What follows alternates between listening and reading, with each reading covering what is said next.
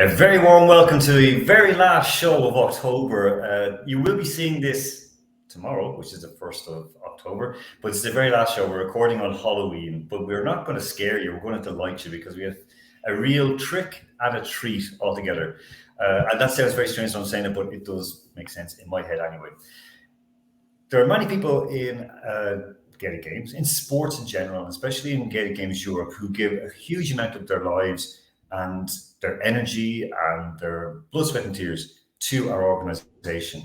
They don't get a whole lot back, or they don't get the amount back that people think they should. But the most important thing is they love it, and also they're not asking for anything back. They're doing it for the good of the community, of the game, and also because they enjoy it. And we are delighted to have on, we spoke with her during the summer at the World Games in Derry, and we're glad to have on someone who is a true legend of Gaelic Games in Europe, all the way from Holland. So I hope it's a bit better weather there than it is with me. Mary Gavin. Mary, a very warm welcome to the show. And I have to ask you, how is the weather in Den Haag? Absolutely walloping down with rain, and it has been for the last 3 weeks, I think. Yeah. Okay, not great. All right, so I'll banish that from my mind that it was nicer weather with you than it was with me. So, Mary, listen. We're going to have a lot of people will know who you are. A lot of people, especially in Benelux, says, "Oh yeah, Mary, yeah, she looks after things." A lot of people around Europe know who you are, but a lot of people as well go, "Okay, who is Mary Gavin?" So tell us, who is Mary Gavin, and how did she get involved in the Den Haag GA Club? Oh, back in the early 80s, 83, I think it was. Is this gone? No, you're okay, Mary. You keep going.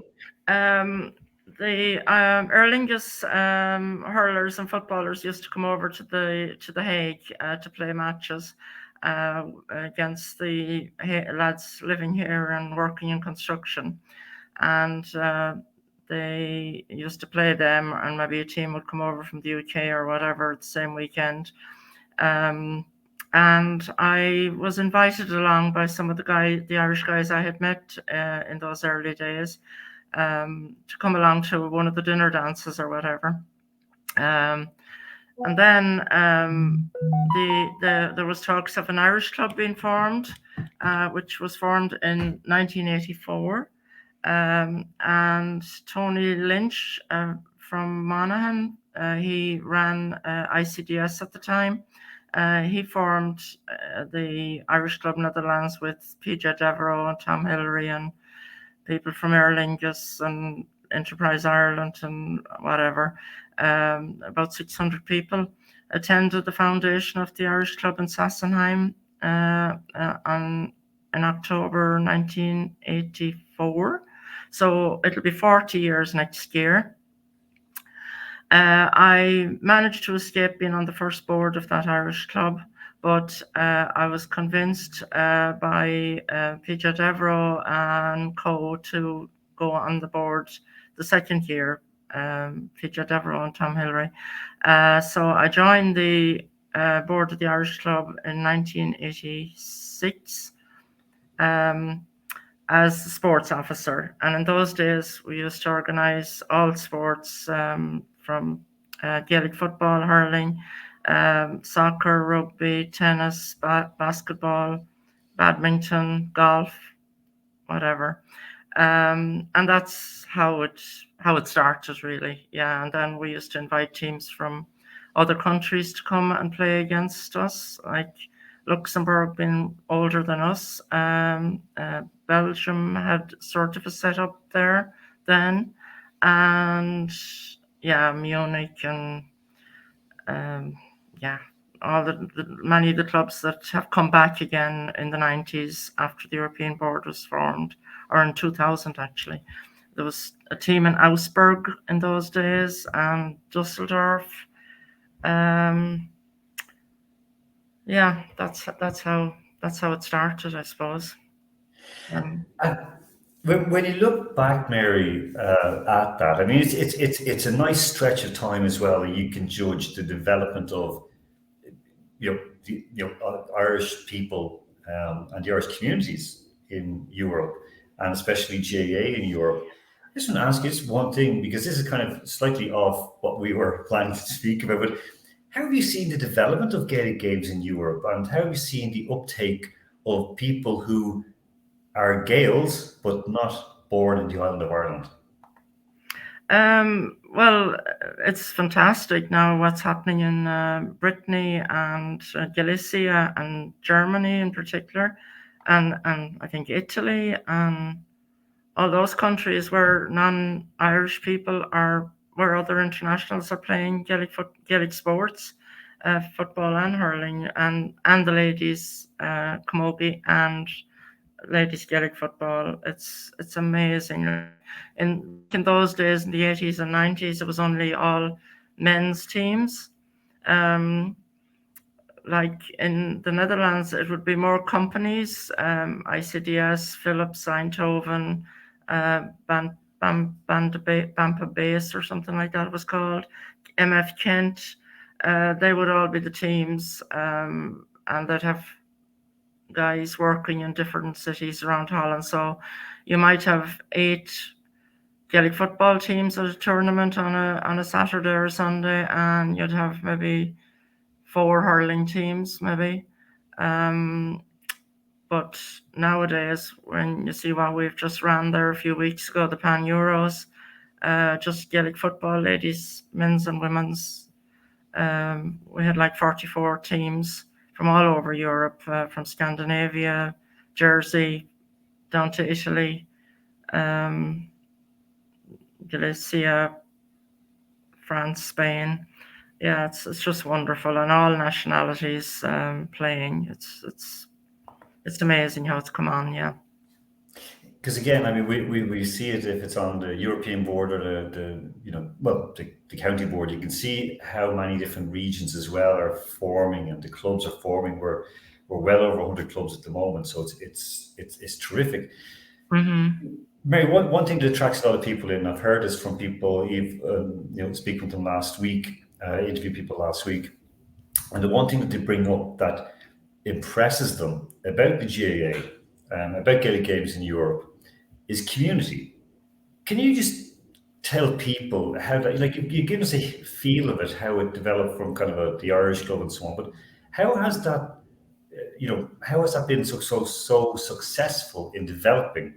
And, do you think it's peculiar to the Irish? And if it is, what makes it so peculiar to the Irish? Well, that's why the Irish club was formed from the GA in those days, because, as I say, it was all men's teams, but there were Irish women who had come over to the Netherlands and were very lonely because they were maybe met a Dutchman in Spain or something, and they were living out in the sticks, and they had nothing, no communication with the other Irish people. In those days, also flights were just really expensive. I could go home 12 times now for what I could go home once in the 1980s. Also, you didn't have internet or emails or mobile phones. So communication to Ireland was impossible, really. Just the landlines, and not everyone even had a phone down the country in Ireland in those days. There were no Irish pubs. The Irish pubs all kind of stemmed in probably the 90s that got really popular. So if there was an Irish pub in those days, it was kind of not a very nice Irish pub. But yeah, and now everywhere has an Irish pub. Everywhere in the world has an Irish pub. Not always run by Irish people, but for the community, like, we used to have dinner dances. We used to get all the show bands over from Ireland because we'd have 600 members in those days. Great sponsorship, which is not as easily come by now. Top comedians like Brendan Grace, Neil Tobin, Dermot Morgan. We've had them all over here. The Unbelievables, Red Hurley, the Dubliners, God knows who. We'd have St. Patrick's dinner dances now, which has now changed. We have kind of stopped the dinner dance on St. Patrick's, and we run a festival in the centre of the Hague, which thousands of people attend. It's the biggest Irish festival the Irish St. Patrick's Day Festival in Europe, I'd say. And this year Shannon was over, and yeah, but everyone enjoys Irish. A lot of the Dutch enjoy Irish music and the crack, really, and they love the Irish pubs. And but get them playing Gaelic sports is not so easy here in the Netherlands. We're competing with soccer and with hockey, and yeah, rugby is getting popular here now.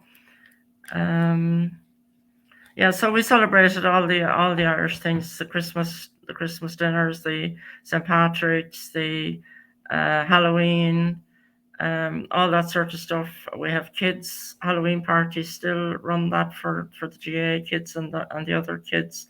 We run Santa comes for the kids at Christmas. They have their own Christmas party, as well as us adults having our own Christmas party. And that's the one that we have here up on the screen, of course, is one coming on the 9th of December for the Irish Club. And again, when you look at it, it seems very, very simple for people who are, we don't say from home or from Ireland. I would have grown up with that we're handed over to our grandparents for a Friday night. And my mum and dad go off to the company dinner dance or the GAA club dinner dance. So it seems very, very normal. But of course, these are huge fundraising events as well. They're one of these, like if it's a good St. Patrick's Day event, which of course in Den Haag is gigantic, or if it's a good Christmas, like a dinner dance, it really works well. But they're more than just, of course, they're more than just drinking and partying, Mary. Like what is so special about events like these for not just, of course, the Irish people, for people in general to get involved in? Well, after Corona last year, we actually did the cooking. Well, we got a chef in, and we did all the serving ourselves in the rugby club, because we couldn't get a hotel we couldn't get anywhere reasonable that would serve anything after 11 o'clock. And it's a bit like that since Corona here. So that's why this hotel, we've been there before, pre-Corona days, and we've had GA tournament afters there. It's just a great place. We have some dancers and the usual, but it's also an opportunity for us, the board members and the people who have worked hard to run the clubs, both clubs throughout the year, just to dress up and sit down and let someone else serve us. We also do awards for the hurler of the year, the camogue of the year, the footballer of the year, men and women, and club person of the year, and all that sort of stuff. And we run a raffle. And the last time we ran a raffle for Mark Gilligan, a famous musician here in the Netherlands, who passed away. Actually, he passed away there in September. But he had gone, we paid towards his trip to Russia to have stem cell treatment for his multiple sclerosis. He got on great for a couple of years after that, and sadly he died from cancer, and went very suddenly from cancer. So we do things like that with the raffle. So it's not really a fundraising thing. It's more getting everybody out and meeting each other and having you dance and the crack. Yeah. Again, it's what, again, as you said, it's one of these to bring people together. I always find if it's a table quiz, if it's a simple, we had people going off to watch ice hockey, to go ice skating, simple things that, for example, if it's Irish people, you wouldn't do it at home. You don't have, we don't have the ice at home. You might slip on it, but you're not going to go skating on it usually. So tell me about it. I did last year. Oh God. Mary, at least I always know it's going to happen to me during the year. And this year it happened in a late freeze in March. And I was walking home I've been out with a few lads, and we were actually talking GAA, and they're GAA players, walking down the hill down towards the river, and all of a sudden I realised that it had rained and it frozen. So I literally slid, and I just went. I didn't go, but I went on my side, and like. That's better, yeah. I was lucky though, like I was lucky, you know. Yeah, So I'm bounce backable. As you know, I'm not that tall, so I didn't have. I went on my back So. and hit my head. Oh my god, yeah. Oh, Anyway, it was the day before the children's Christmas party, so I remember being serving in the bar at the rugby club and trying to deal with the pain. But anyway, it healed up, yeah. Mary, on that, want to ask before I ask you what the GAA offers to people who didn't grow up playing GAA or involved in GAA. One, like this year at the World Games, we were both there, of course. Working and watching and enjoying the whole crack of it. And it was a wonderful. The Mary Gavin Cup was awarded, of course. This is you with the cup here with a photo wall, and it's again. There was so much delight with this, and here the winners. Can you tell us what the cup was for, and what was your experience at these World Games, the most recent World Games in Derry, Mary? Well, when the Mary Gavin Cup was mentioned in Waterford in 2019, somebody said, I was coming back to Holland on the Wednesday night, and someone said, you can't go back. The Mary Gavin Cup has been presented on Friday in Croke Park. And I said, what do you mean? And somebody had been trying to get through to me, but they hadn't met me. I said, but I'm still alive. It's not supposed to be a cup for someone who's alive. Anyway, so yeah, I'm so honored, and what more can I say? Like, it's just amazing. It's the Australasia girls won it this year, and my goodness, were they talented group of players. But yeah, and it was lovely to meet some of them afterwards. And of course, we saw them playing. It was Maeve Bulger, of course, was involved in playing with the European Irish team or the Open team. Open, yeah. Yeah, and I'm watching them play. Watching the Australian girls play. There was a few of them who were intercounty camogues, and yeah, the Kilkenny girls, yeah. Yes, and they were extremely good. I mean, I would have actually put them into the Benelux men's hurling team. Like they'd have got their game. For sure, yeah. I didn't want to say at the days around the lads like Brendan or any of the boys like going, some of those girls that give us a go. Like, I mean, seriously, I was worried. They were very good, yeah. Amazing, yeah. On that, we saw the amount of non-Irish born people who basically weren't born into Irish families abroad, or they were born into Irish culture, but basically people who came in, we could from Cambodia, we'd some from Russia, we'd some from Germany hurling teams and French footballers and hurlers. Yeah. What can Gaelic Games offer to these people, Mary? Because it's something that you and many of us who are working in the game want to spread the game and get everybody to play. So what can Gaelic Games offer to people who've never played it before? Well, I suppose they learn the basic skills, agility, balance, coordination, which if you're sporty helps in any game. And if I don't know about the Galicians and the Bretons, but for people like in probably the Netherlands or places like that, it's a fun way to practice their English as well. And it's a sociable way whilst building fitness, learning new skills, making friends in a welcoming, safe environment, and being part of a good social community. It's a very welcoming environment for international families here, for the youth anyway, and for, I suppose, for children,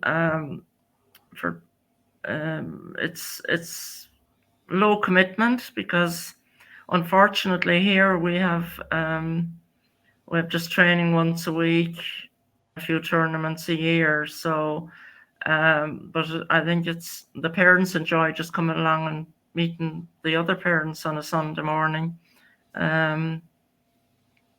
for the other international people, they just enjoy meeting people, training with them, and joining in the pub when we were watching the Rugby World Cup and all that sort of stuff. It's a nice way of making new friends in a new city. Yeah, and we are quite welcoming. Also, a lot of the Irish had kind of given up playing Gaelic games after 12 years of age, some of them. And some of them when they went to university. So some might have played till 18, but through university they didn't play. Then they come here to work or do a master's or something. And it's a nice way of, it's not the same pressure as at home. And they make instant group of friends. Yeah, I think that's... It goes back to community, and it goes into our welcome community. Community, yeah, community.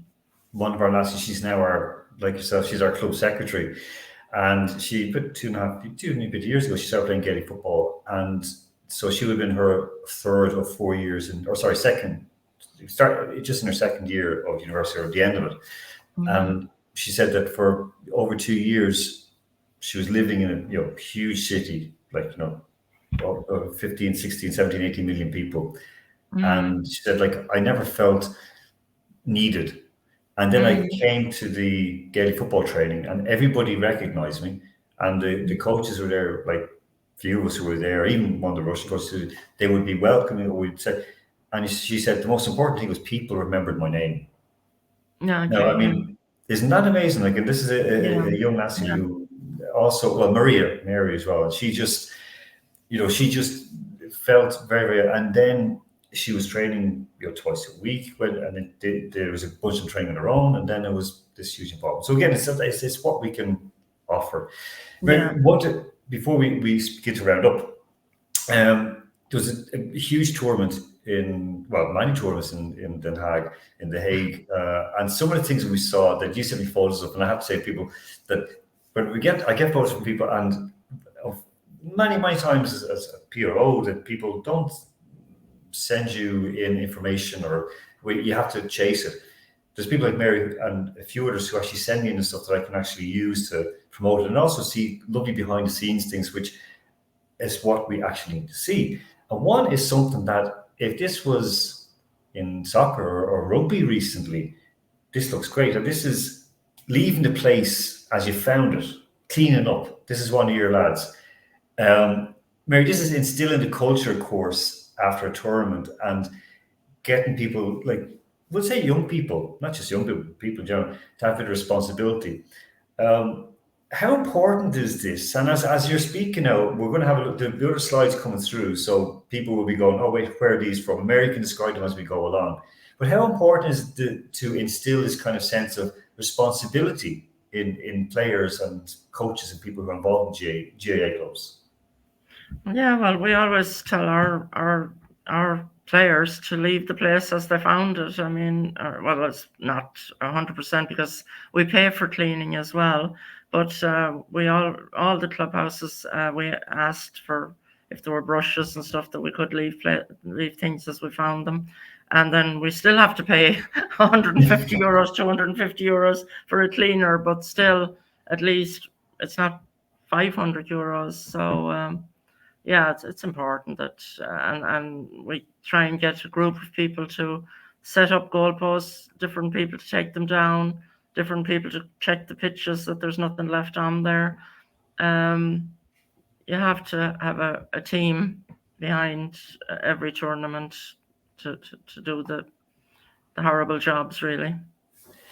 And again, it's all about delegation and work, and but many times you have to do it yourself, and that's normal. Yeah. We're going to wrap up shortly because we're on longer than we'd planned to do. But again, it's engaging to listen to you speak, and then people will be enjoying this as they're watching it. Mary, on one thing, you sent a lovely photo, and I think this is about 40 years old, if I'm not incorrect. You can correct me, please correct me on this. This is a lovely early one of Den Haag, and I think it's around. Is it from 1983? Like this looks like. Yeah, it was before my time because I only know about half of those guys. A few of them sadly are no longer on this earth, but it must be the early 80s. I remember the kit though. I remember the jerseys, but it must be about 83 or 84. Yeah. So again, it's very. This is something that a lot of people who follow GAA, especially like my age or younger or older a little bit, you'd remember these. You'd remember these kind of the jerseys, the style, and even the hair as well. So it's all very, it's very atmospheric, very retro. Mary, before we wrap up, I had one question that we'd agreed on that I was going to ask you because I wanted to get your take on it, because we've seen tremendous growth. We've mentioned we've seen the different regions taking up GAA. We've seen people who, as you mentioned, Galicia, they're flying in, and Brittany, and across France and Germany and throughout Europe, people really taking hold of our games and taking to another level.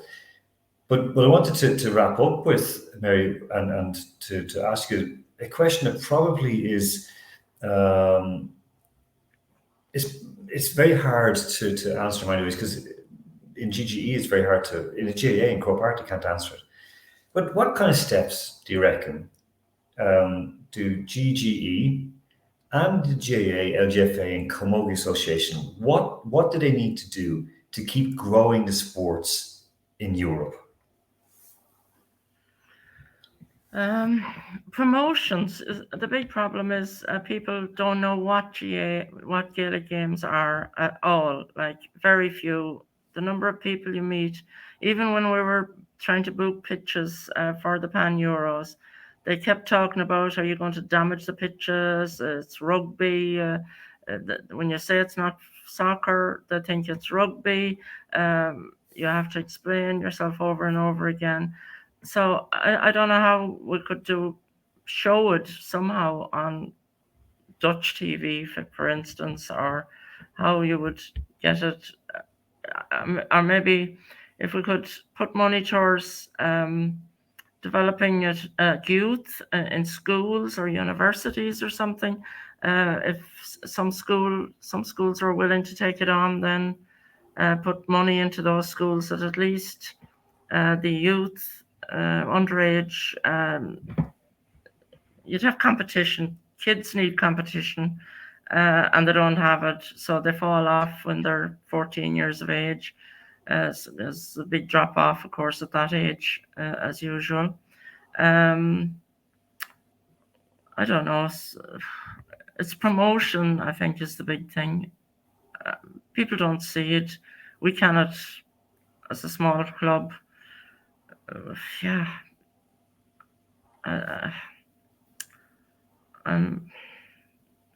Because promotion, Mary, is something that's very difficult to do because we are so widespread across Europe. Yeah, it's not a sort of one size fits all. We have to vary it around, and or even the GGA website. If it had more, like, the GGA website is more for people that know Gaelic games, know Gaelic football and hurling and camogie.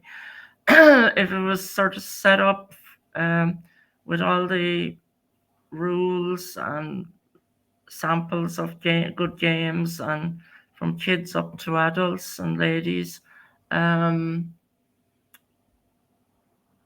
with all the rules of Gaelic football on there for a beginner or for people setting up new clubs.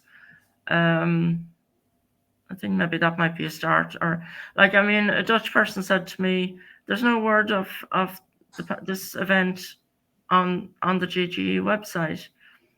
Now, I don't know. We were so busy trying to get pitches and get organised. Maybe it's our fault it wasn't up there. No. And the one thing, Mary, the GA, like, he also, I think, looked at the GA in Ireland. There was no sign of the PanEuros up there. So I don't know. I wasn't looking for it, but a Dutch person said that to me on the night in the restaurant that night. Why wasn't this advertised? And rightly so as well. There's only so much clubs can do, and it's kind of like by chance sometimes. Like, you get invited to a TV studio. If it's St. Patrick's Day, it's interesting, but they more want to see Irish people being drunk and dancing and dressed like a leprechaun. They don't really national sports, no, I'm sorry, we don't, not interested. Yeah. We can say one thing, a reveal that will be coming out quite soon. There will be a relaunch of the website, because we've been the usual thing of tendering and putting it all together, because it has been, as you know, it was a great website while it lasted. It was always meant to be kind of temporary, but now it's not. It's been redone, so it'll be relaunched very soon. I know I think promotion is a big problem with us all. I think we need help with that big time, I think. And even just doing posters, maybe having something consistent right across all clubs or something. For when tournaments are happening. I mean, it's always a scramble. Oh, will someone make up a poster? We're having a tournament on the 2nd of September. Will someone make a poster? Quick, please, whereas it should be simple. You just keep changing the dates, or change the event, or change the place, or whatever. I don't know. That's actually a very good point. We're going to that'll be, now we've got convention coming up in a month's time, so that's actually something I'm going to raise myself, because it's a simple template to be able to roll out for everything. So that's superb. Also, like money for the youth for going to Féiles and things like that. It's in Galicia next year in 2024. I mean, it's really expensive to get to Galicia. I know Galicia came to our invitational last year, but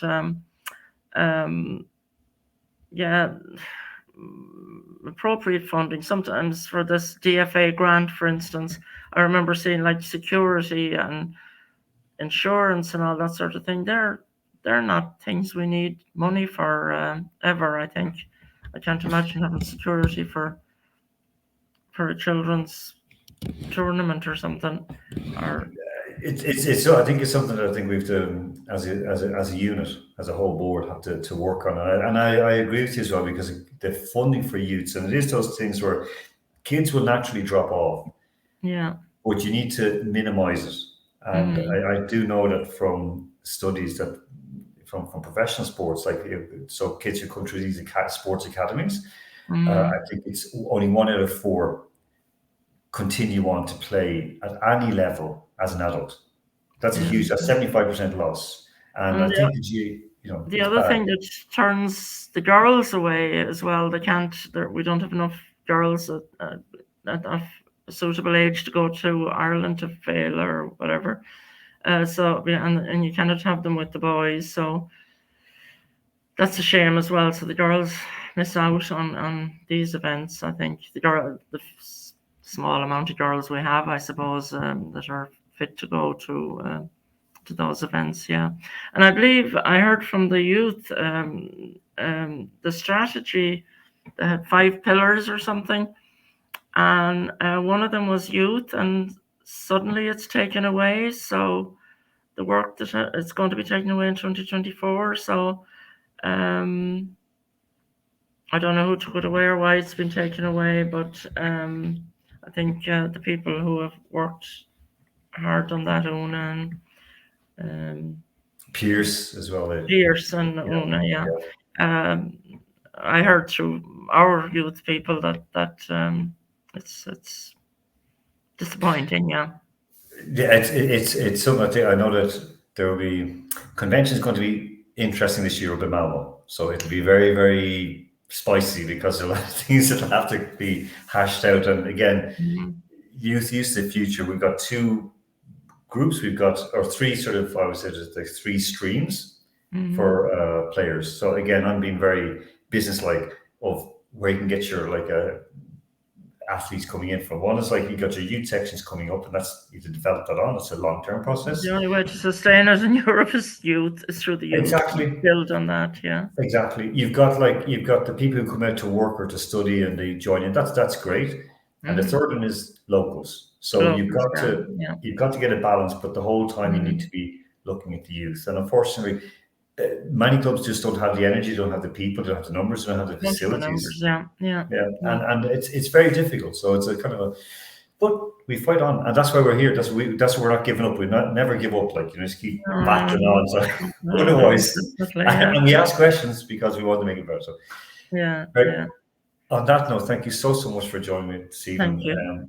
Wish you a very happy Halloween, and thank you for your effort, your time, and what you've done for the Irish community and for Gaelic Games in Europe. Thank you again. Thank you, Alan. Yeah, and thank you for being PRO for the last couple of years. Yeah, well done. Thank you very much. Okay. And on that note, Mary will wait with me for a moment because I'll be chat after the show, and I'll say thank you all and have a lovely. Well, Halloween will be finished by the time you see this, but I will wish you anyway a happy Halloween because, of course, it's an Irish holiday. It's Icha Sauna, and tomorrow you wake up in a whole new world because tomorrow is the new year. So I'm talking to you right now on New Year's Day. So make this year a good one. So until next time, I'm Almore saying take care of yourselves and each other.